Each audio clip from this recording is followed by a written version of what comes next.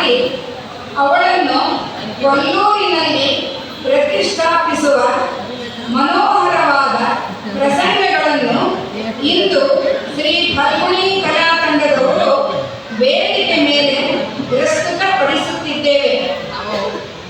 ನಿಮ್ಮೆಲ್ಲರ ಆಶೀರ್ವಾದವನ್ನು ಬಯಸುತ್ತಾ ಇಂದಿನ ಕಾರ್ಯಕ್ರಮವನ್ನು ಗಣೇಶ ಸ್ತುತಿಯೊಂದಿಗೆ ಪ್ರಾರಂಭ ಮಾಡೋಣ. ಶುಕ್ಲಾಂಬರಧರಂ ವಿಷ್ಣುಂ ಶಶಿವರ್ಣಂ ಚತುರ್ಭುಜಂ ಪ್ರಸನ್ನವದನಂ ಧ್ಯಾಯೇತ್ ಸರ್ವವಿಘ್ನೋಪಶಾಂತಯೇ. ಅಗಜಾನನ ಪದ್ಮಾರ್ಕಂ ಗಜಾನನ ಮಹರ್ನಿಶಂ ಅನೇಕದಂತಂ ಭಕ್ತಾನಾಂ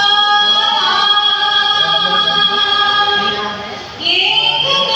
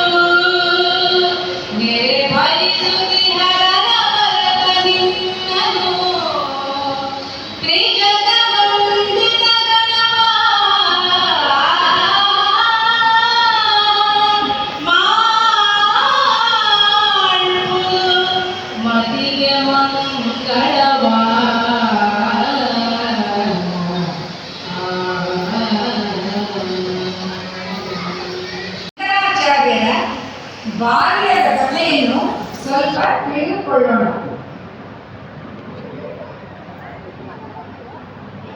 ಕೇರಳದ ಕಾಲಡಿ ಗ್ರಾಮದಲ್ಲಿ ಶಿವಭಕ್ತರು ಗುಣವಂತರು ಆದ ದಂಪತಿಗಳಿದ್ದರು.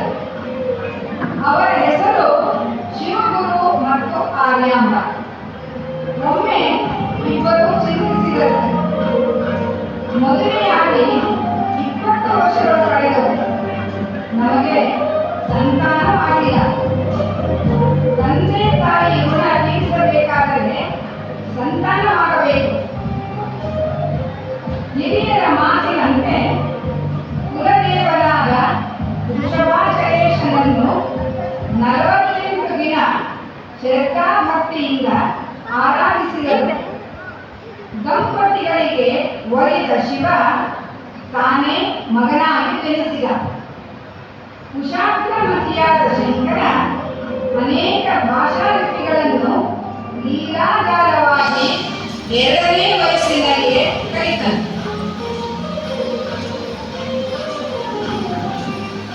ಕೆಲವು ವರ್ಷಗಳಲ್ಲಿ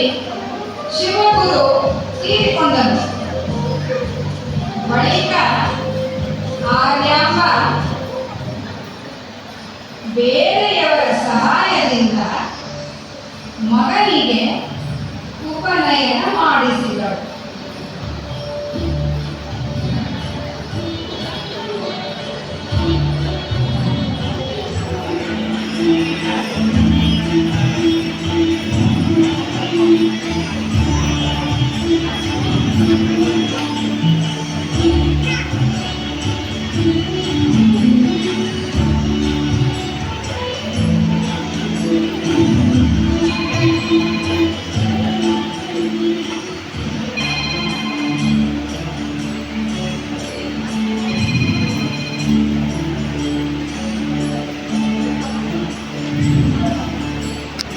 ಉಪನಯನ ಆದ ಮೇಲೆ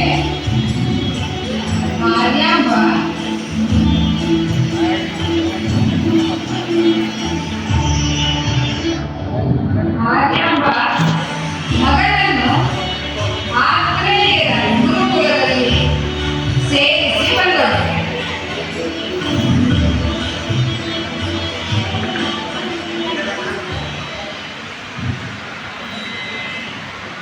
ಗುರುಕುಲದಲ್ಲಿ ಸೇರಿ ಬಂದ ಶಂಕರ ತೇಜೋಮಯನಾಗಿ ಪ್ರಕಾಶಿಸತೊಡಗಿದನು. ಚತುರ್ವೇದ ಷಡಂಗಗಳನ್ನೆಲ್ಲ ಕಲಿತು ಕಠಿಣ ತರ್ಕ ಮಾರ್ಗದಲ್ಲಿ ಮುಂದಾಗಿ ಕಪಿಲ ಸಂಖ್ಯಾಶಾಸ್ತ್ರಗಳಲ್ಲಿ ಮೀಮಾಂಸೆಗಳಲ್ಲಿ ಪತಂಜಲಿಯ ಯೋಗಶಾಸ್ತ್ರಗಳಲ್ಲಿ ಪತಂಜಲಿಯ ಯೋಗಶಾಸ್ತ್ರಗಳಲ್ಲಿ ಪಂಡಿತನಾದ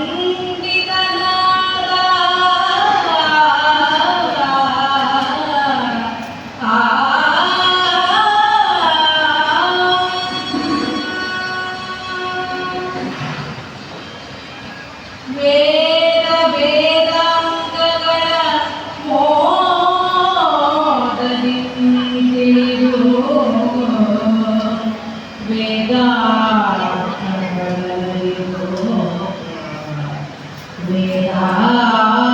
ವೇದಾರ್ಥಗಳರಿದು ವೇದ ವಿಗ್ರಹನಾದ ವೇದಾರ್ಥಗಳರಿದು ವೇದ ವಿಗ್ರಹನಾದ ಸಾಧಿಸುವ ಗುರುಕುಲದಿ ಸಮಾನರು ಆರಿಲ್ಲದೆ ಗುರುತಾರು ಅಚ್ಚರಿಯ ತಾಡಿದನು.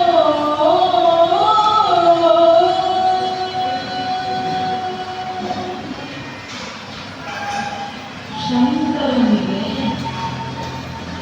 ಲೌಕಿಕದ ಕಡೆಗೆ ಗಮನವೇ ಇಲ್ಲ. ಶಂಕರನಿಗೆ ಲೌಕಿಕದ ಕಡೆಗೆ ಗಮನವೇ ಇಲ್ಲ. ನನ್ನ ಹುಟ್ಟಿನ ಹಿಂದೆ ಬೇರೆಯೋ ಉದ್ದೇಶವೇ ಇದೆ. ನನ್ನ ಹುಟ್ಟಿನ ಹಿಂದೆ ಬೇರೆಯೇ ಉದ್ದೇಶವಿದೆ.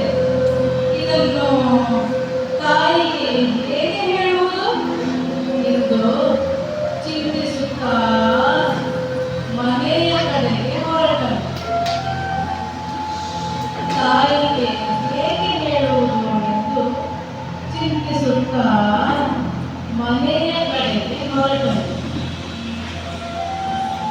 ತೇಜಸ್ವಿ ಪುತ್ರನ ಬೆಳವಣಿಗೆ ನೋಡಿ ತಾಯಿಗೆ ಬಹಳ ಸಂತೋಷ. ತೇಜಸ್ವಿ ಪುತ್ರನ ಬೆಳವಣಿಗೆ ನೋಡಿ ತಾಯಿಗೆ ಬಹಳ ಸಂತೋಷ. ಗುರುಗಳು ಹೇಳುವ ಮೊದಲೇ ತಿಳಿದುಕೊಳ್ಳುವ ಬುದ್ಧಿವಂತ ಶಂಕರ.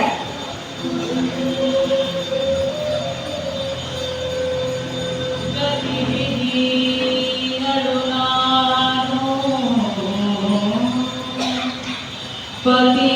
ಪತಿಯಿಲ್ಲದಿರಲು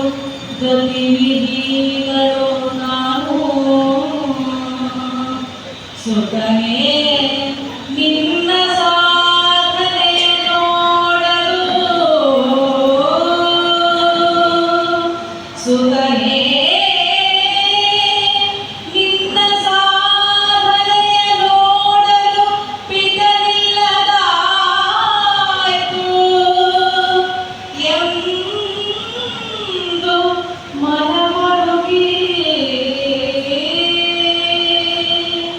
ತಾಯಿ ಸುತನನು ಅಪ್ಪಿದಳು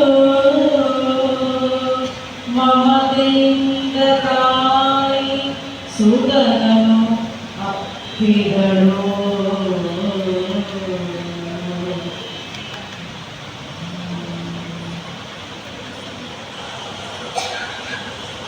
ಇಷ್ಟೊಂದು ಪ್ರೀತಿ ಇಷ್ಟೊಂದು ಮಮಕಾರ ಇರುವ ಅವನ ಅಮ್ಮ ನನ್ನನ್ನು ಬಿಟ್ಟು ಇರಬಲ್ಲರೆ, ಇಷ್ಟೊಂದು ಪ್ರೀತಿ ಮಮಕಾರ ಇರುವ ನನ್ನ ಅಮ್ಮ ನನ್ನನ್ನು ಬಿಟ್ಟು ಇರಬಲ್ಲರೆ ಎಂದು ಯೋಚಿಸಿದ ಶಂಕರ. ಒಂದು ದಿನ ಶಂಕರ ತಾಯಿಯೊಡನೆ ಪೂರ್ಣಾ ನದಿಗೆ ಸ್ನಾನಕ್ಕಾಗಿ ಹೊರಟ.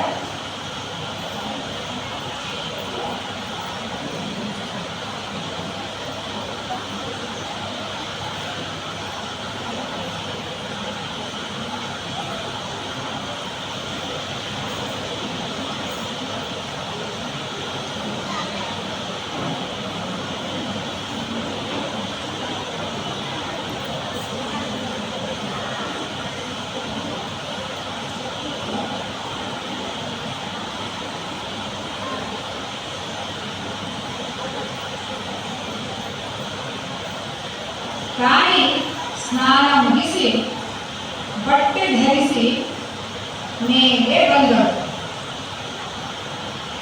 ಬೇಸಿಗೆಯ ಬಿಸಿಲ ಬೇಗೆ ತಾಳಲಾರದೆ ಆರ್ಯಾಂಬ ಬಸವಳಿಗೂ ಬಿದ್ದಳು. ನೀರಿನಲ್ಲಿ ಆಡುತ್ತಿದ್ದ ಶಂಕರ ಇದನ್ನು ನೋಡಿದ ಶಂಕರ ಗಾಬರಿಯಿಂದ ಅಮ್ಮ, ಓ ಅಮ್ಮ, ಏನಾಯ್ತಮ್ಮ ಎಂದು ತಾಯಿಯನ್ನು ಕೈ ಹಿಡಿದು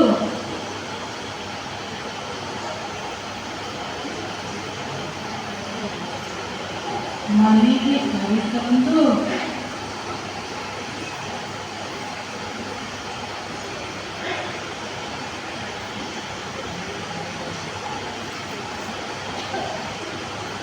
ಮಲಗಿಸಿ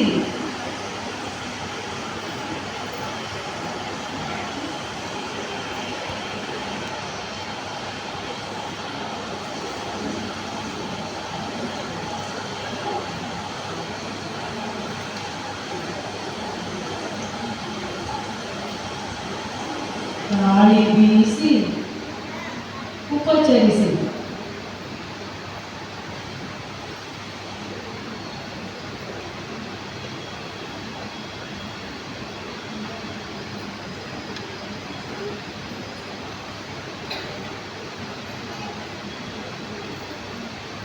ನಂತರ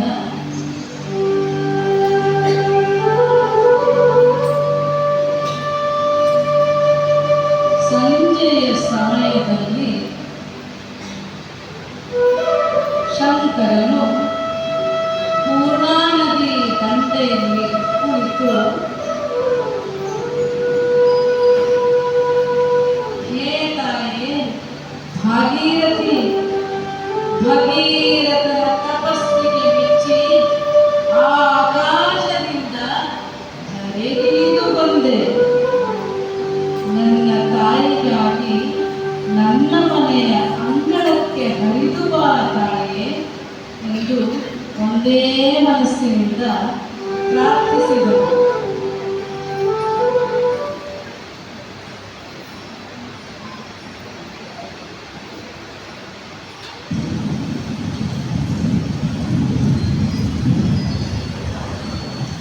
ರಾತ್ರಿಯಾಯಿತು. ಎಲ್ಲೆಲ್ಲೂ ಮೋಡ ಕವಿಯಿತು. ಜೋರಾದ ಮಳೆ, ಭೋರ್ಗರೆವ ನೀರು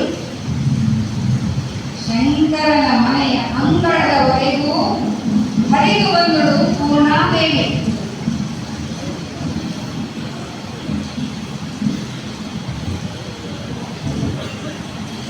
ತಾಯಿ ಆಜಂಬ ಬೆಳಗಾಗೆದ್ದು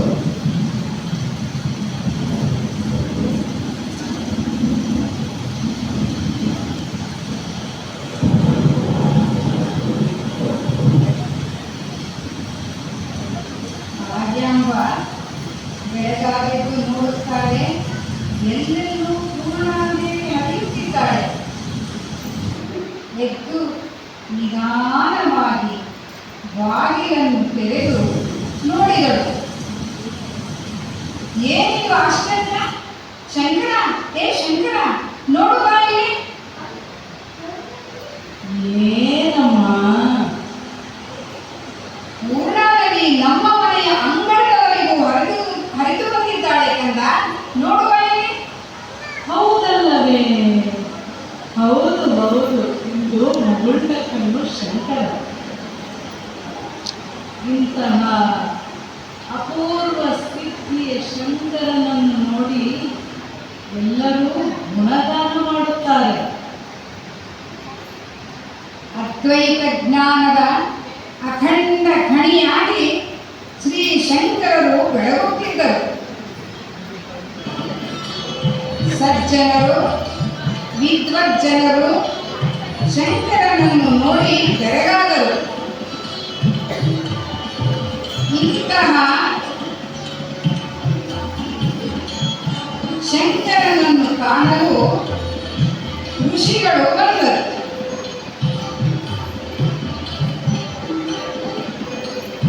ಶಂಕರನನ್ನು ಕಾಣಲು ಋಷಿಗಳು ಬಂದರು. ಬಂದ ಮುನಿಗಳ ಕಂಡು ಶಂಕರ ಮಂದಿರದೊಳಗೆ ಆಸನವಿತ್ತು ಉಳ್ಳಿರಿಸಿ ಭಕ್ತಿಯಲ್ಲಿ ಪಾದವ ತೊಳೆದು ಅರ್ಚಿಸಿ ಭಕ್ತಿಯಲ್ಲಿ ಪಾದವ ತೊಳೆದು ಅರ್ಚಿಸಿ ಪಾದವ ತೊಳೆದು ಅರ್ಚಿಸಿ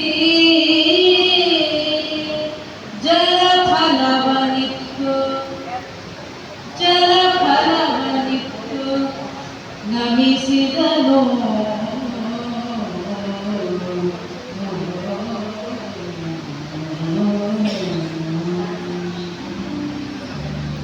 ಆಗ ಉಪಮನ್ಯು ಋಷಿಗಳು ಶಂಕರನನ್ನು ಕಂಡು ಹೇಳುತ್ತಾರೆ, ಶಂಕರ, ನಾವು ನಿನ್ನನ್ನು ಕಾಣಲೆಂದೇ ಬಂದೆವು.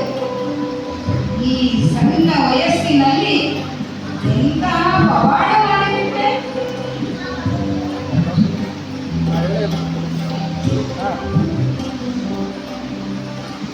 ಆಗ ದದೀಚಿ ಋಷಿಗಳು ಹೇಳುತ್ತಾರೆ, ಶಂಕರ, ಪ್ರಖರವಾದ ಜ್ಞಾನದ ಬೆಳಕು ಆಗಾಗ ಸೃಷ್ಟಿಯಲ್ಲಿ ಬೆಳಕು ಕೊಡಲೆಂದೇ ಬರುವ ಪ್ರದೀಪಗಳು. ಮತ್ತೆ ಉಪಮನ್ಯು ಋಷಿಗಳು ಹೇಳುತ್ತಾರೆ, ಚಾರ್ವಾಕರಂತೆ ಸಮಾಜದ ವ್ಯವಸ್ಥೆಯನ್ನು ಹಾಳು ಮಾಡುವ ಜನರಿದ್ದಾರೆ. ನೀನು ಶತಮಾನಗಳವರೆಗೂ ಬೆಳಗುವ ಚೈತನ್ಯ ಸ್ವರೂಪಿಯಾದ ಶಂಕರ ಎಂದು ಆಶೀರ್ವದಿಸುವರು.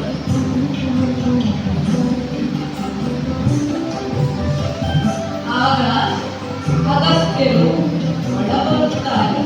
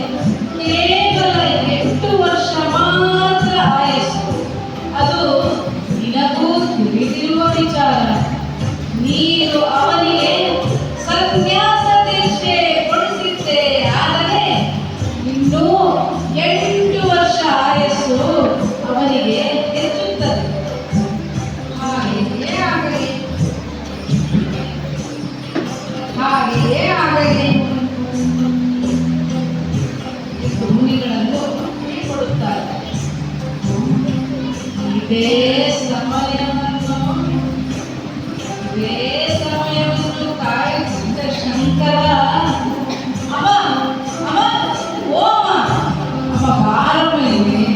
ಅಮ್ಮ ನಾನೊಂದು ಮಾತು ಕೇಳಲಿ ಅಮ್ಮ. ಹೇಳು ಮಗನೇ ಶಂಕರ. ಅಮ್ಮ ನಾನು ಸನ್ಯಾಸಿಯಾಗಬೇಕೆಂದಿರುವೆ ಅಮ್ಮ. ಇದಕ್ಕೆ ನಿನ್ನ ಒಪ್ಪಿಗೆ ಬೇಕು ಅಮ್ಮ. ಕಂದ, ನೀನಿರುವುದು ಒಬ್ಬನೇ. ನನಗೆ ಆಸರೆಯಾಗಿ ಬೇರೆ ಯಾರಿದ್ದಾರೆ? ನೀನು ಸನ್ಯಾಸಿಯಾಗುವುದು ಬೇಡ ಕಂದ. ಅಮ್ಮ ಕೇವಲ ಸ್ವಾರ್ಥಕ್ಕಾಗಿ ವಿಚಾರ ಮಾಡಬೇಡ ಅಮ್ಮ. ಲೋಕ ಕಲ್ಯಾಣವಾಗಬೇಕು. ಹಾಗೆಯೇ ನಿನ್ನ ಕುಲ ಕೋಟಿಗಳು ಕೂಡ ಉದ್ಧಾರವಾಗಬೇಕು ಎಂದ. ಆದರೂ ಅಮ್ಮನಿಗೆ ಮನಸ್ಸಿಲ್ಲ. ಆದರೆ ಅಮ್ಮನ ಒಪ್ಪಿಗೆ ಪಡೆಯಬೇಕು ಎಂದು ಒಂದು ಉಪಾಯ ಮಾಡಿದ. ಆದರೆ ಅಮ್ಮನ ಒಪ್ಪಿಗೆ ಪಡೆಯಲೇಬೇಕು ಎಂದು ಒಂದು ಉಪಾಯ ಮಾಡಿದ. ಅಮ್ಮ ಓ ಅಮ್ಮ ಅಮ್ಮ ಅಮ್ಮ ಪೂರ್ಣಾ ನದಿಗೆ ಸ್ನಾನಕ್ಕೆ ಹೋಗಿ ಬರೋಣ ನಾವಿಬ್ಬರು ಅಮ್ಮ. ಆಯಿತು ಮಗನೇ ಎಂದು ಇಬ್ಬರು ಅಲ್ಲೇ ಹರಿಯುತ್ತಿದ್ದ ಪೂರ್ಣಾ ನದಿಗೆ ಇಬ್ಬರೂ ಹೊರಟರು.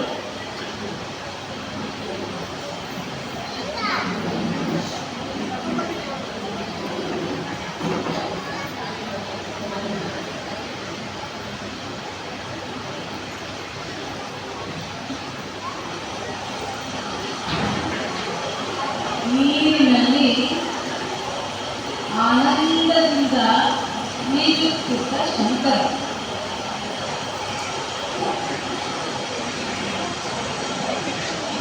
ನೀರಿನಲ್ಲಿ ಆನಂದದಿಂದ ಈಜುತ್ತಿದ್ದ ಶಂಕರ ಒಮ್ಮೆ ದೂರಕ್ಕೆ ಒಮ್ಮೆ ಹತ್ತಿರಕ್ಕೆ ಬಂದು ಈಜು ಹೊಡೆಯುತ್ತಿದ್ದ ಶಂಕರ. ಅಮ್ಮ ಅಮ್ಮ ಇದು ಜೋರಾಗಿ ಕೂಗಿದ. ಯಾಕೋ ಶಂಕರ, ಏನಾಯ್ತು? ಏನಾಯ್ತು ಕಂದ? ಏನಾಯ್ತಪ್ಪ? ಅಮ್ಮ ಮೊಸಳೆಯೊಂದು ನನ್ನ ಕಾಲನ್ನು ಜೋರಾಗಿ ಹಿಡಿದು ಬಿಟ್ಟಿದೆ ಅಮ್ಮ.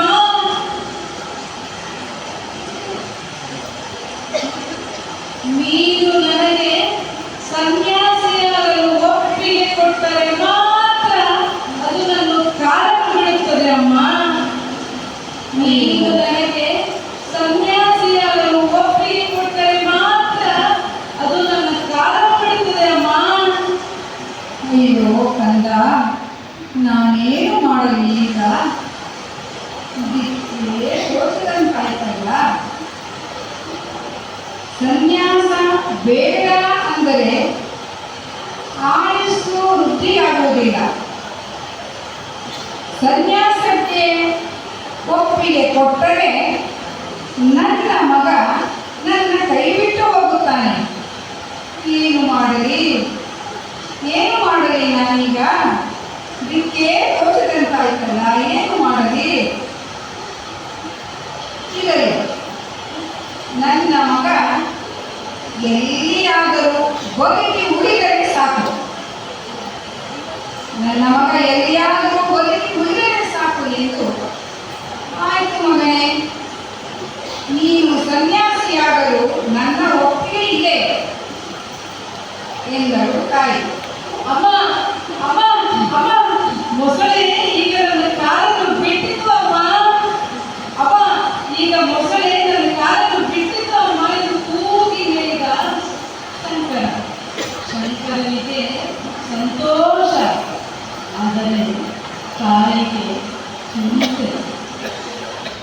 ನಂತರ ಶಂಕರ ತಾಯಿಯೊಳಗೆ ಮನೆಗೆ ಬಂದ.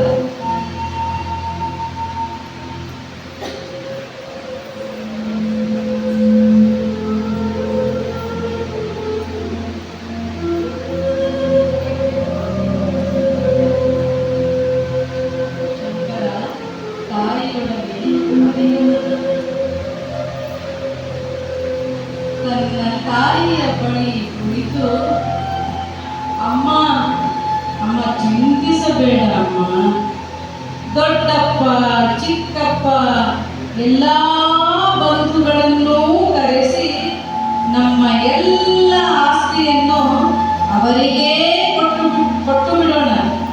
ಅವರಿಗೆ ಕೊಟ್ಟು ನಿನ್ನನ್ನು ಚೆನ್ನಾಗಿ ನೋಡಿಕೊಳ್ಳಲು ವ್ಯವಸ್ಥೆ ಮಾಡುತ್ತೇನೆ ಅಮ್ಮ.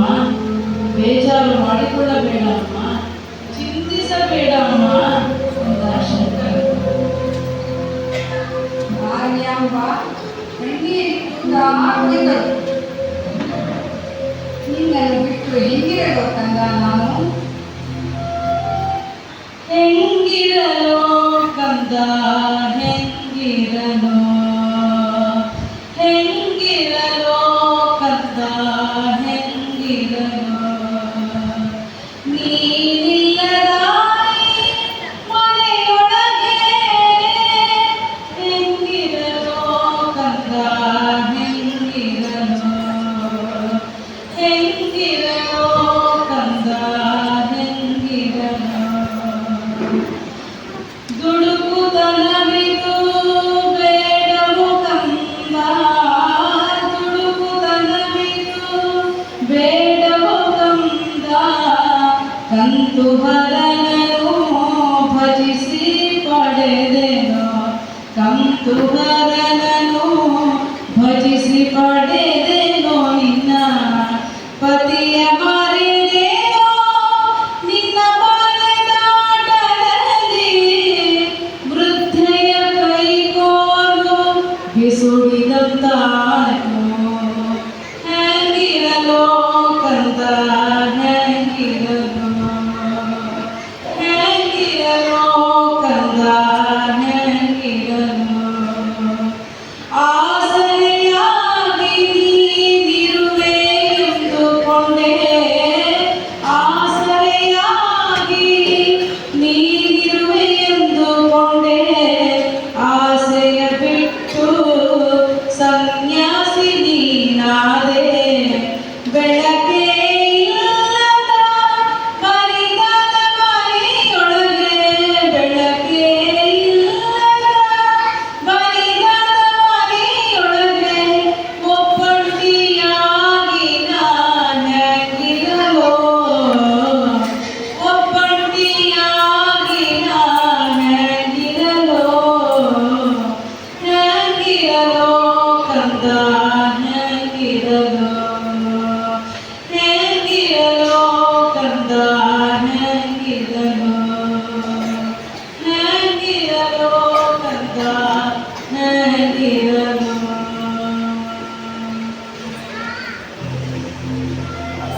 ಶಂಕರ ಅಮ್ಮನ ಕಣ್ಣೀರು ಒರೆಸುತ್ತಾ, ಅಮ್ಮ, ಪುತ್ರ ವ್ಯಾಮೋಹ ನಿನಗೆ ತುಂಬಾ ವ್ಯಥೆಯನ್ನುಂಟು ಮಾಡುತ್ತಿದೆ.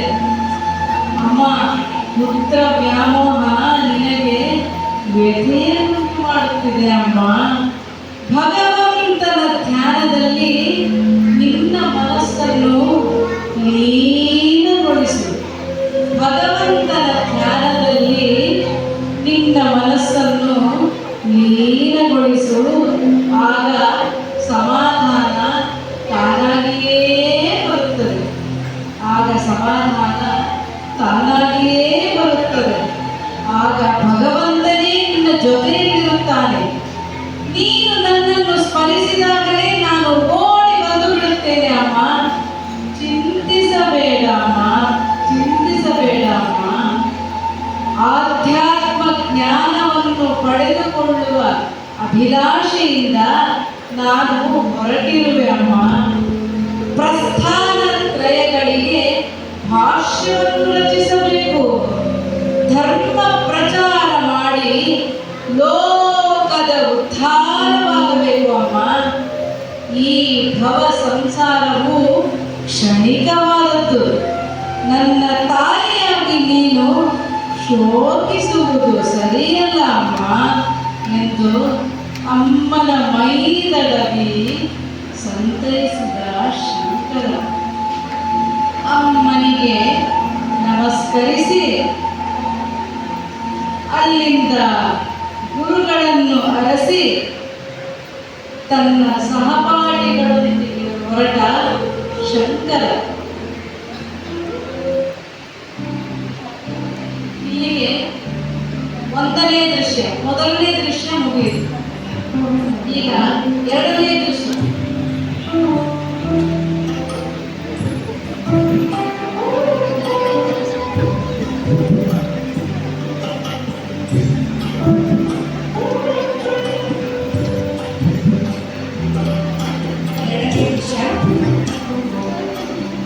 ಶ್ರೀ ವೇದವ್ಯಾಸರ ಮಗ ಶುಕಾಚಾರ್ಯರು.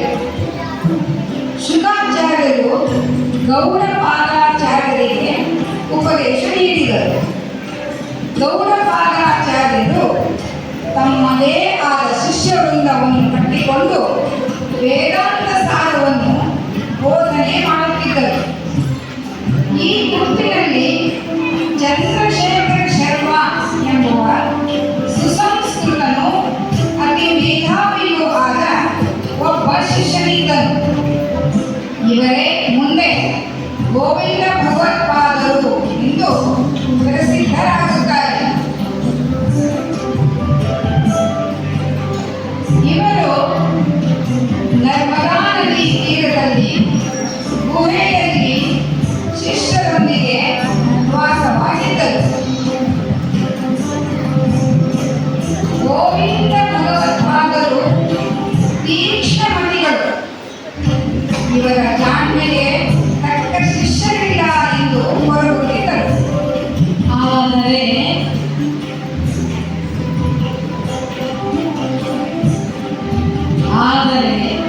ಅದೇ ಸಮಯಕ್ಕೆ ಶಂಕರರು ತಮ್ಮ ಸಹಪಾಠಿಗಳೊಡನೆ ಗುರುಗಳನ್ನು ಅರಸುತ್ತಾ ನರ್ಮದಾ ನದಿಯ ತೀರಕ್ಕೆ ಬಂದರು. ಗುರುಗಳನ್ನು ಅರಸುತ್ತಾ ನರ್ಮದಾ ನದಿಯ ತೀರಕ್ಕೆ ಬಂದರು.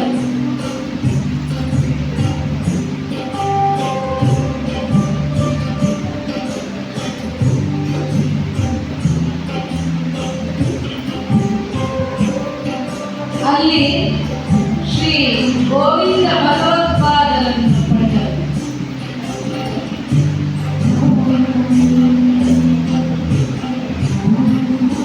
ಅಲ್ಲಿ ಶ್ರೀ ಗೋವಿಂದ ಭಗವತ್ಪಾದರನ್ನು ಕಂಡು 3 ಬಾರಿ ಅವರಿಗೆ ಪ್ರದಕ್ಷಿಣೆ ಮಾಡಿದರು. 3 ಬಾರಿ ಅವರಿಗೆ ಪ್ರದಕ್ಷಿಣೆ ಮಾಡಿದರು. ಓಂ ಶಂಭವೇ ನಮಃ. ಓಂ ಶಂಭವೇ ನಮಃ. ಓಂ ಶಂಭವೇ ನಮಃ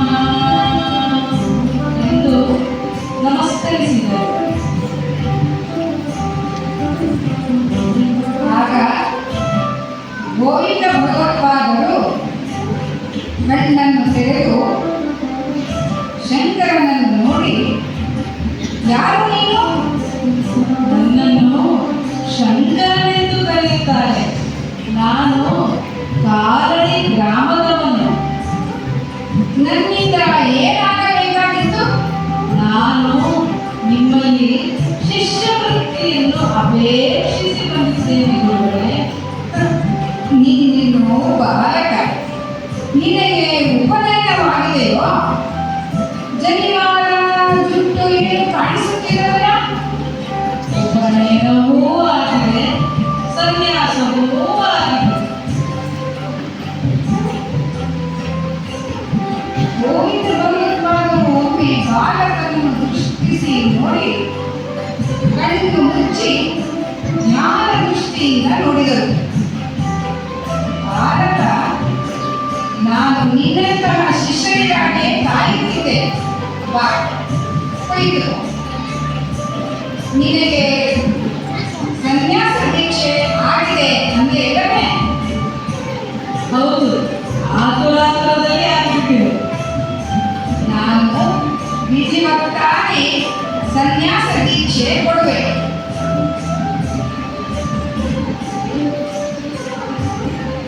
ಗಿರಿಜಾ ಹೋಮ ಮಾಡಿ ನರ್ಮದಾ ನದಿಯಲ್ಲಿ 3 ಮುಳುಗು ಹಾಕಿ ಮಿಂದರು.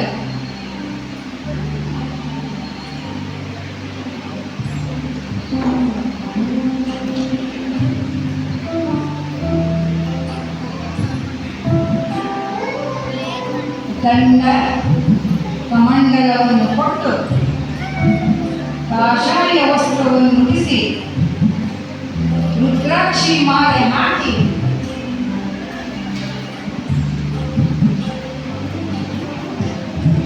ಭಸ್ಮಧಾರಣೆ ಮಾಡಿದರು.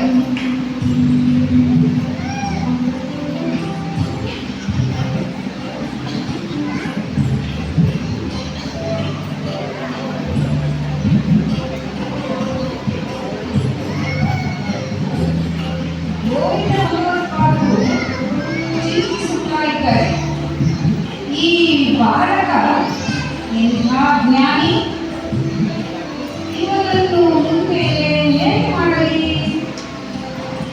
ಇವನು ಜ್ಞಾನಿಗಳಲ್ಲಿ ಜ್ಞಾನಿ ಶುಕನೋ ಇರಬಹುದು, ಶುಕನೇ ಇರಬಹುದು, ಅಥವಾ ಧರ್ಮ ಪ್ರಚಾರಕ್ಕಾಗಿ ಬಂದ ಕೃಷ್ಣನೋ ಇದ್ದರೂ ಇರಬಹುದು, ಅಥವಾ ಇವರಿಬ್ಬರ ಸಂಯೋಗನೋ ತಿಳಿಯದಾಯಿತಲ್ಲ. ಈ ಬಾಲಕನಲ್ಲಿರುವ ಜ್ಞಾನ ಎಲ್ಲೆಡೆ ಹರಡಬೇಕು. ಇಂತಹ ಮಹಾಜ್ಞಾನಿಯನ್ನು ನಾನು ವಂದಿಸಿಡಬಾರದು. ಈ ಜ್ಞಾನವನ್ನು ಎಲ್ಲೆಡೆ ಹರಡಲು ಬಿಡಬೇಕು. ತಿಳಿ ನೀರಿನ ಝರಿಯಂತೆ ಹರಿಯುತ್ತಿರಬೇಕು. ಇವನನ್ನು ಬಂಧಿಸಿಡಬಾರದು ಎಂದುಕೊಂಡರು ಗೋವಿಂದ ಭಗವತ್ಪಾದರು. ಎಂತಹ ಜ್ಞಾನಿ ಇದ್ದಾನೆ, ಶುಕನೋ ಎನ್ನುವಂತಿದೆ, ಅಥವಾ ಕೃಷ್ಣನೋ ಎನ್ನುವಂತಿದೆ. ಇವರಿಬ್ಬರ ಸಂಯೋಗನೋ ಇರಬಹುದೇನೋ ಎನ್ನಿಸುತ್ತಿದೆ.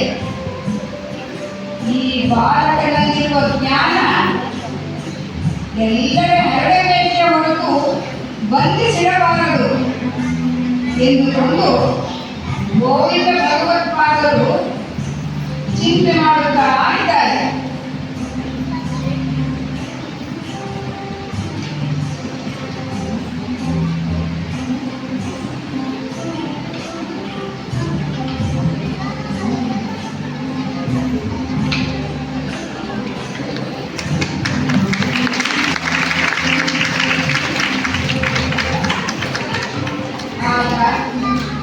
ಗೋವಿಂದ ಭಗವತ್ಪಾದರು ಆತ್ಮ ಎಲ್ಲ ಕಡೆಗೂ ಇರುತ್ತದೆ. ಒಂದೊಂದು ವೇದದಿಂದಲೂ ಒಂದೊಂದು ವಾಕ್ಯವನ್ನು ತೆಗೆದುಕೊಂಡು ತಮ್ಮ ಬಲಗೈಯನ್ನು ಬಾಲಶಂಕರನ ತಲೆಯ ಮೇಲೆ ಇಟ್ಟರು. ಋಗ್ವೇದದಿಂದ ಪ್ರಜ್ಞಾನಂ ಬ್ರಹ್ಮ ಅದ್ವೈತ ತತ್ವ, ಯಜುರ್ವೇದದಿಂದ ಅಹಂ ಬ್ರಹ್ಮಾಸ್ಮಿ, ಸಾಮವೇದದಿಂದ ತತ್ವಮಸಿ, ಅಥರ್ವಣ ವೇದದಿಂದ ಅಯಂ ಆತ್ಮ ಬ್ರಹ್ಮ ಎಂದು ಕಿವಿಯಲ್ಲಿ ಬೋಧನೆ ಮಾಡಿದರು. ಶಂಕರರು ಕೆಲವೇ ಕ್ಷಣಗಳಲ್ಲಿ ನಿರ್ವಾಣ ಷಟಕವನ್ನು ನಿಂತಲ್ಲಿಯೇ ಬರೆದು ಹೇಳಿದರು. ಮನೋಬುದ್ಧ್ಯಹಂಕಾರ ಚಿತ್ತಾನಿ ನಾಹಂ ನ ಚ ಶ್ರೋತ್ರ ಚಿತ್ವೇ ನ ಚ ಘ್ರಾಣ ನೇತ್ರೇ ನ ಚ ವ್ಯೋಮ ಭೂಮಿರ್ನ ತೇಜೋ ನ ವಾಯುಃ ಚಿದಾನಂದ ರೂಪ ಶಿವೋಹಂ ಶಿವೋಹಂ ನ ಚ ಪ್ರಾಣ ಸಂಜ್ಞೋ ನ ವೈ ಪಂಚವಾಯುರ್ನ ವಾಸ ಸ ಧಾತುರ್ನ ವಾ ಪಂಚಕೋಶಃ न वाक्पाणिपादं न चोपस्थवायु चिदानन्दरूप शिवोऽहं शिवोऽहम् न मे द्वेषरागौ न मे लोभमोहौ मदो नैव मे नैव मात्सर्यभावः न धर्मो न चार्थो न कामो न मोक्षश्चिदानन्दरूप शिवोऽहं शिवोऽहं चिदानन्दरूप शिवोऽहं शिवोऽहं चिदानन्दरूप शिवोऽहं शिवोऽहम्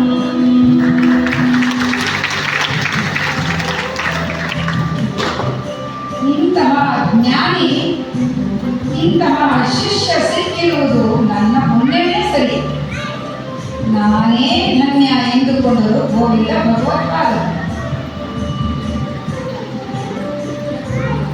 ಇದಕ್ಕೂ ಮೊದಲು ಯಾರ ಆಶ್ರಯದಲ್ಲಿ ಪಾಠ ಕಲಿತಿರುವೆ ಮಗು? ಆತ್ಮೇಯರ ಗುರುಕುಲದಲ್ಲಿ ನಾನು 3 ವರ್ಷದವನಿದ್ದಾಗ ಶಾಸ್ತ್ರಾಭ್ಯಾಸ ಮಾಡಿಸಿದ್ದರು. ತ್ಯಾಗ, ವೈರಾಗ್ಯ, ಜ್ಞಾನ ಸ್ವರೂಪಿಯಾಗು ಎಂದು ಆಶೀರ್ವದಿಸಿದ್ದರು. ನಿನಗೆ ಈಗಿರುವ ಹೆಸರೇ ಇರಲಿ. ಮುಂದೆ ಶಂಕರಾಚಾರ್ಯರೆಂಬ ಹೆಸರು ನಿನಗಿರುವುದು. ಜೊತೆಗೆ ಮತ್ತೆ 8 ವರ್ಷ ಆಯಸ್ಸು ವೃದ್ಧಿಸಿರುವುದು. ಹೀಗೆ ಆಶೀರ್ವದಿಸಿದರು ಗೋವಿಂದ ಭಗವತ್ಪಾದರು. ಪವಿತ್ರ ಸನ್ಯಾಸಾಶ್ರಮವನ್ನು ಸ್ವೀಕರಿಸಿದ ಶಂಕರರು ಕಾಷಾಯ ವಸ್ತ್ರವನ್ನು ಹೊತ್ತು ನಡೆಯುತ್ತಿದ್ದರೆ ಸಾಕ್ಷಾತ್ ಪರಶಿವನೇ ಭೂಲೋಕಕ್ಕೆ ಬಂದಂತೆ ಭಾಸವಾಗುತ್ತಿತ್ತು.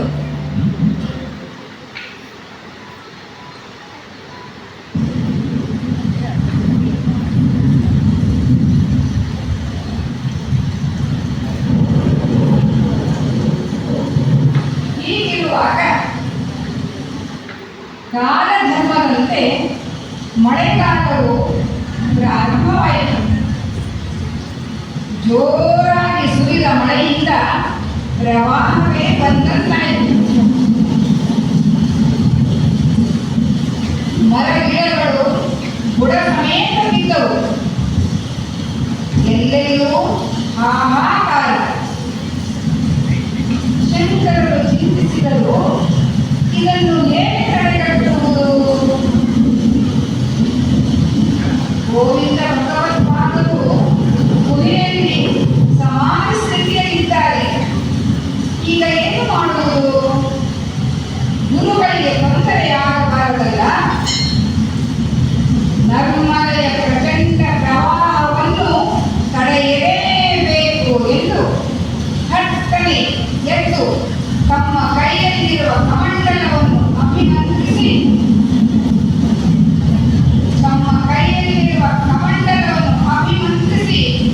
ನದಿ ಪ್ರವಾಹಕ್ಕೆ ಅಭಿಮುಖವಾಗಿ ಇಟ್ಟರು. ಹೇ ತಾಯೇ ನರ್ಮದೆ, ಈ ಕಮಂಡಲವನ್ನು ದಾಟಿ ಬರಬೇಡ, ಇದರಲ್ಲಿಯೇ ಲೀನವಾಗು ಎಂದು ಹೇಳಿಕೊಳ್ಳಲು ಅಗಸ್ತ್ಯರು ಸಮುದ್ರವನ್ನು ಆಪೋಷಣ ತೆಗೆದುಕೊಂಡಂತೆ ನೀರು ಕಮಂಡಲದಲ್ಲಿ ಸೇರಿ ಹೋಯಿತು.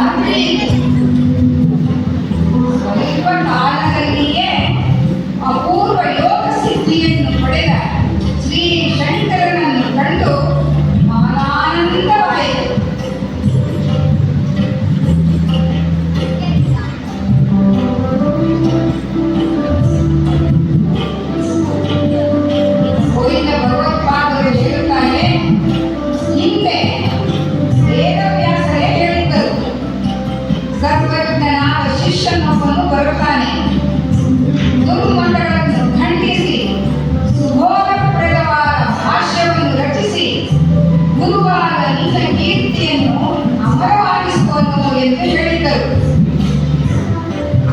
ತತ್ವಜ್ಞಾನಿಗಳಲ್ಲೇ ಶ್ರೇಷ್ಠನಾದ ನೀನು ಉತ್ತಮ ವಿದ್ವತ್ ವರೇಣ್ಯನು ಮಹಾಪುರುಷನೂ ಆಗಿದ್ದೀಯೆ. ಪರಿಶುದ್ಧವಾದ ಗ್ರಂಥಗಳನ್ನು ರಚಿಸಿ ಜಗತ್ತಿನ ಉದ್ಧಾರ ಮಾಡುವವನಾಗು ಎಂದು ಆಶೀರ್ವದಿಸಿದರು.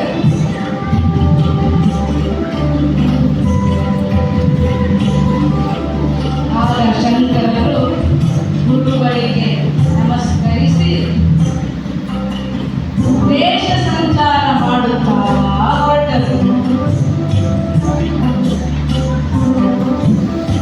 ಮುಂದೆ ಇವರು ಉಪನಿಷತ್ತು, ಭಗವದ್ಗೀತೆ, ಬ್ರಹ್ಮಸೂತ್ರ, ಪ್ರಸ್ಥಾನತ್ರಯಗಳಿಗೆ ಭಾಷ್ಯ ರಚಿಸಿ ವೇದಾಂತ ಸಾರವಾದ ಅದ್ವೈತ ಸಿದ್ಧಾಂತವನ್ನು ಪ್ರತಿಷ್ಠಾಪಿಸಿದರು.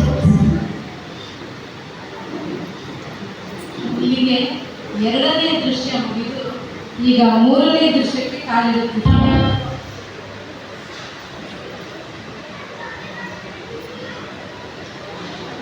ಮೂಕಾಸುರನು ದೇವಾನುದೇವತೆಗಳನ್ನು ತನ್ನ ಆಧೀನದಲ್ಲಿಟ್ಟುಕೊಂಡು ತಾನೇ ಅಮರಾವತಿಗೆ ರಾಜನಂತೆ ದೇವತೆಗಳಿಗೆ ಹಿಂಸೆ ಕೊಡುತ್ತಾ ಇರುತ್ತಾನೆ.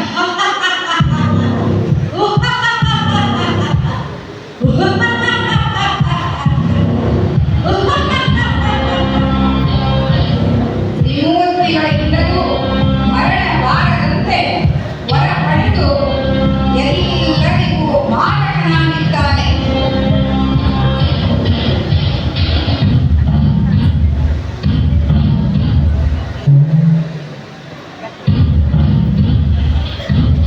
ಪಾರ್ವತಿ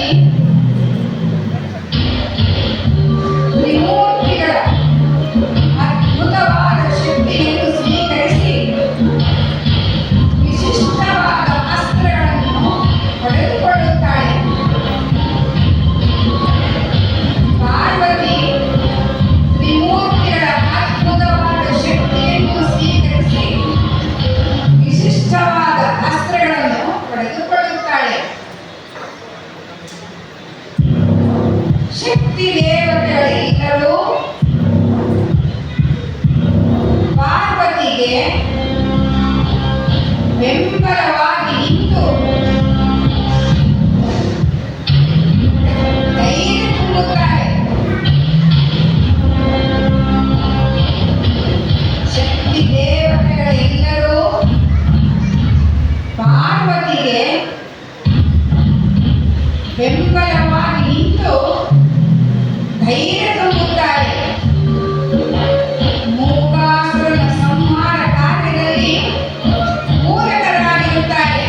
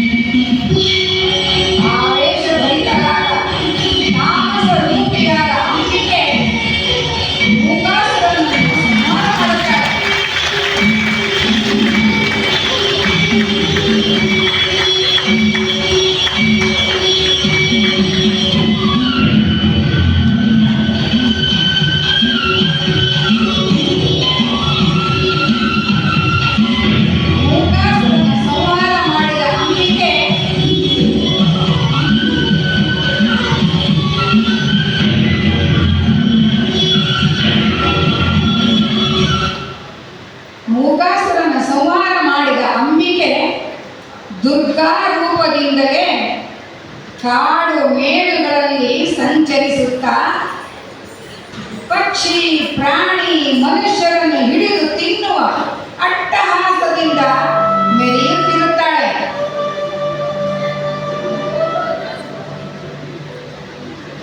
ಆಗ ಅಲ್ಲಿಗೆ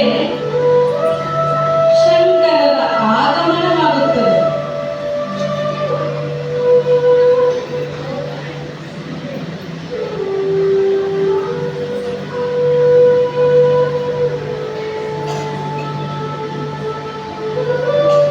ಆಗ ಅಲ್ಲಿಗೆ ಶ್ರೀ ಶಂಕರರ ಆಗಮನವಾಗುತ್ತದೆ.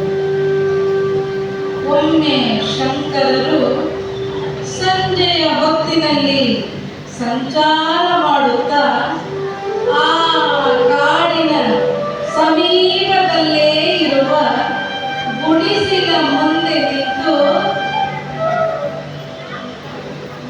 ಭವತಿ ಭಿಕ್ಷಾಂದೇಹಿ ಭವತಿ ಭಿಕ್ಷಾಂದೇಹಿ ಭವತಿ ಭಿಕ್ಷಾಂದೇಹಿ ಎನ್ನುತ್ತಾರೆ. ಆಗ ಒಳಗಿನಿಂದ ಒಬ್ಬ ಹೆಣ್ಣು ಮಗಳು ಹೊರಬಂದು ನೋಡುತ್ತಾಳೆ. ಇಂತಹ ತೇಜಸ್ವಿ ಬಾಲಕ, ಯಾರಮ್ಮ ನೀನು?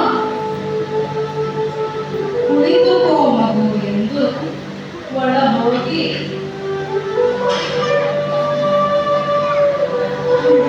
ಕುಳಿತುಕೋ ಎಂದು ಒಳ ಹೋಗಿ ಒಂದು ಗಿಂಡಿಯಲ್ಲಿ ಹಾಲು ತಂದು ಕೊಡುತ್ತಾಳೆ ಆ ಹೆಣ್ಣು ಮಗಳು.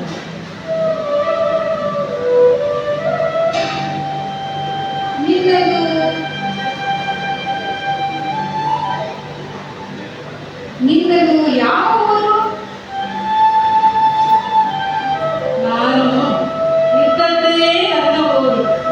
ನಾನು ಎಲ್ಲಿ ತಂಗಿರುವೆನೋ ಅದೇ ನನ್ನ ಊರು.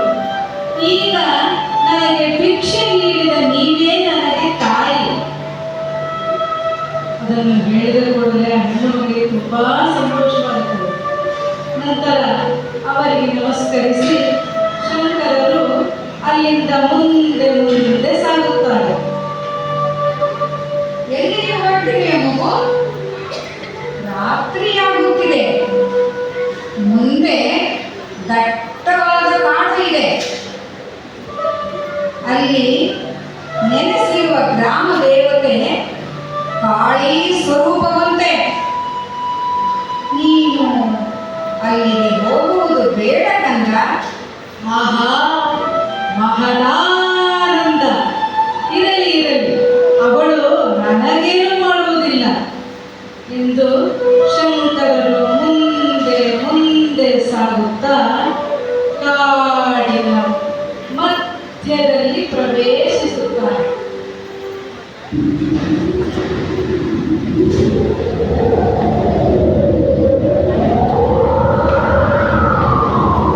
ಜೋರಾದ ಗಾಳಿ ಬೀಸುತ್ತಿದೆ. ಭಯಂಕರ ರೂಪಿನ ಹೆಣ್ಣು ಮಾಯೆ ಇವನನ್ನು ಕಂಡು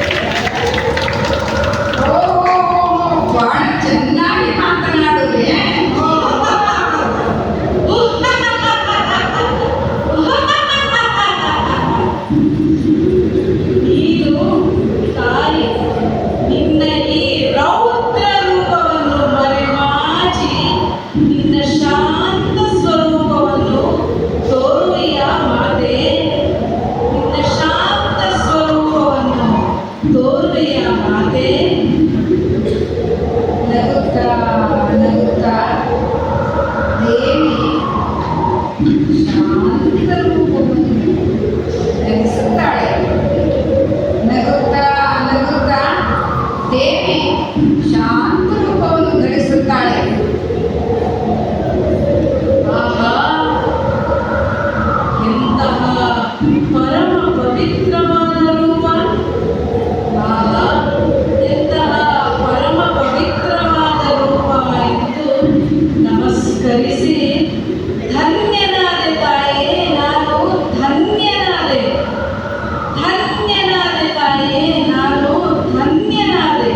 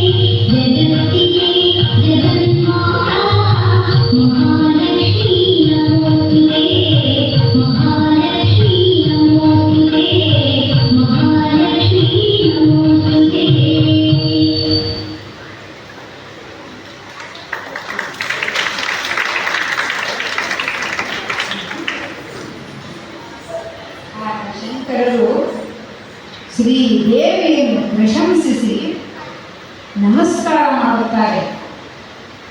ಸರ್ವ ದೇವತಾ ಸ್ವರೂಪಿಣಿಯಾಗಿ, ಪರಬ್ರಹ್ಮ ಸ್ವರೂಪಿಣಿಯಾಗಿ, ಸೌಂದರ್ಯದ ಗಣಿಯಾದ ಹೇ ಮಹಾಮಾಯೆ, ಶಾಂತ ಸ್ವರೂಪಳಾದ ನಿನ್ನ ಈ ಮುಖಕಮಲವು ಮನಸ್ಸಿಗೆ ನೆಮ್ಮದಿ ನೀಡುತ್ತಿದೆ. ನಿನಗಿರೋ ನಮಸ್ಕಾರ ತಾಯಿಯೇ.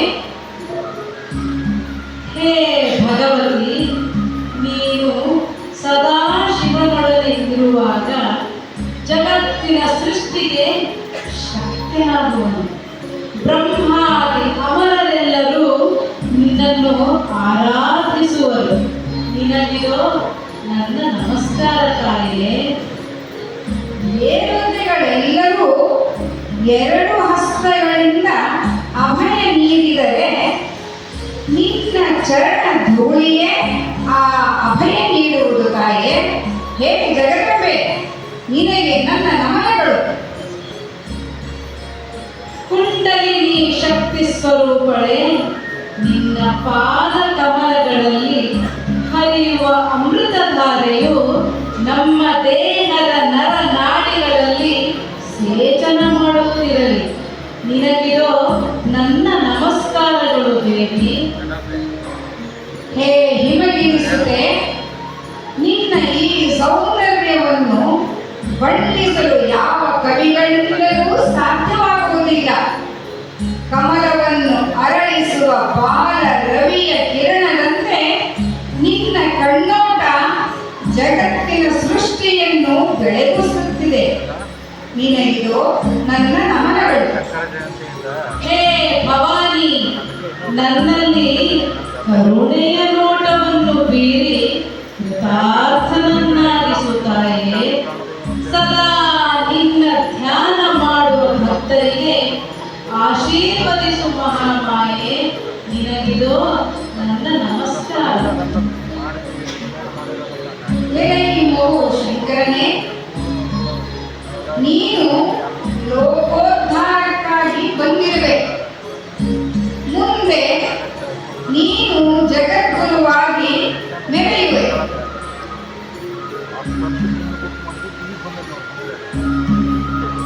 ನೀವೀಗ ಕುಟಕಾಚಲದ ಸಮೀಪದಲ್ಲಿ ಒಂದು ವನವಿದೆ. ಅಲ್ಲಿ ಒಂದು ದೇವಾಲಯವಿದೆ.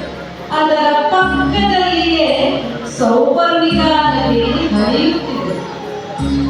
ಎಡ ಬಿಡದೆ ಬೆಳೆದ ಹಚ್ಚ ಹಸುರಾಗಿರುವ ಆ ಭೂಮಿಯಲ್ಲಿ ಸಾಲ, ತಮಾಲ, ಮಾವು, ಬೇವು, ಹಲಸು ಹೀಗೆ ಅನೇಕ ವೃಕ್ಷಗಳು ಫಲ ಪುಷ್ಪಗಳಿಂದ ತುಂಬಿದೆ.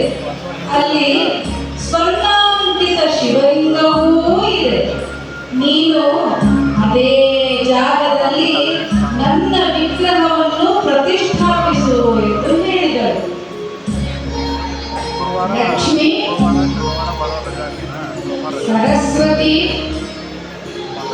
ದುರ್ಗೆ ಎನ್ನುವ ಮೂರು ಭಾವಗಳು ಐಕ್ಯವಾದಾಗ ಒಂದು ವಿಗ್ರಹ ಮೂರ್ತಿ ಅಲ್ಲಿ ಉದ್ಭವಿಸಿತು.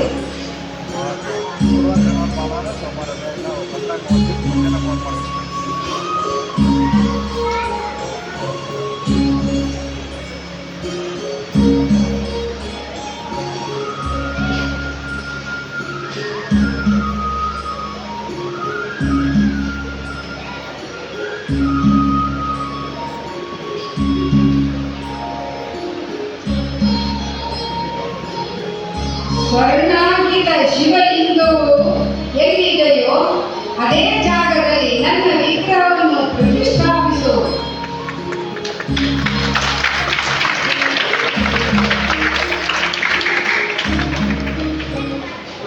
ಮೂಕಾಸುರನ ಸಂಹಾರದ ನೆನಪಿನಿಂದ ಆಕೆ ಮೂಕಾಂಬಿಕೆ ಎಂದು ಆದಳು.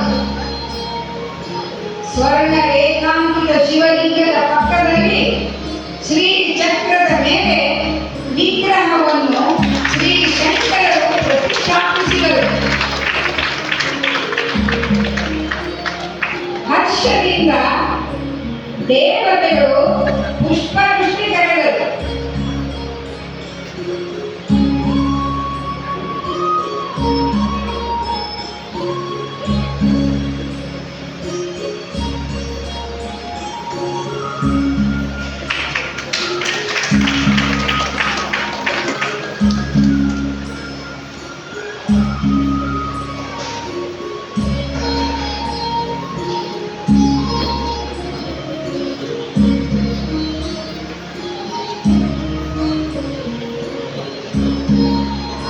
ಇದು ಪಾರ್ವತಿ ಪರಮೇಶ್ವರರ ಸಾಕ್ಷಿ ರೂಪವಾಗಿದೆ. ಸಿದ್ಧಿಸ್ಥಳ ಸಾಧಕ ಸಂಪದ, ಇಷ್ಟ ಸಿದ್ಧಿಯನ್ನು ಅನುಗ್ರಹಿಸುವ ಸ್ಥಳವಿದು. ಶ್ರೀ ಶಂಕರ ಭಗವತ್ಪಾದರು ದೇವಿಯನ್ನು ಪೂಜಿಸಿ ಅರ್ಚಿಸಿದರು. ಕುಟಕಾಚಲ ಈಗ ಕೊಲ್ಲೂರು ಎಂದು ಹೆಸರಾಗಿದೆ. ಕೊಲ್ಲೂರು ಮೂಕಾಂಬಿಕಾ ಕಥಾ ದೃಶ್ಯ ಪುಷ್ಪವೃಷ್ಟಿ ಕರೆಯುವುದರೊಂದಿಗೆ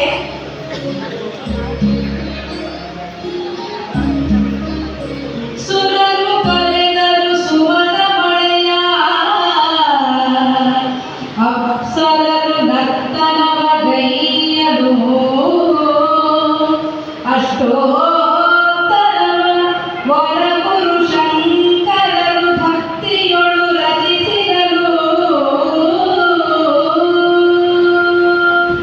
ಕರವ ಮುಗಿಯುತ್ತ ಗಾನ ಮಾಡುತ್ತ ಹರುಷದಲ್ಲಿ ಜಯ ಜಯ ಜಯವೆಂದು ಮಣಿದರು ಸುರರೊಡನೆ ಸಪ್ತಶತಿ ಪಾರಾಯಣದಿ ಮೆರೆದರಿಗೆ ಸುರರೊಡನೆ ಸಪ್ತಶತಿ ಪಾರಾಯಣದಿ ಮೆರೆದರಿಗೆ ಜಯ ಜಯತು ಜಯ ಜಯತು ಜಯವೆಂದು ಮಣಿದರು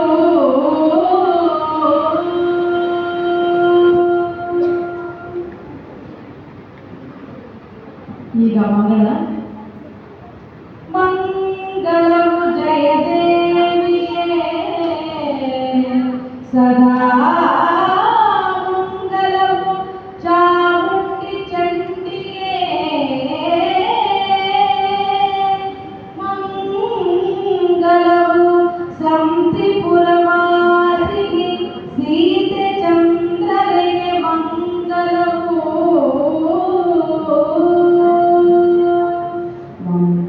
ಮಂಗಳವು ಹೊರನಾಡ ದೇವಿಗೆ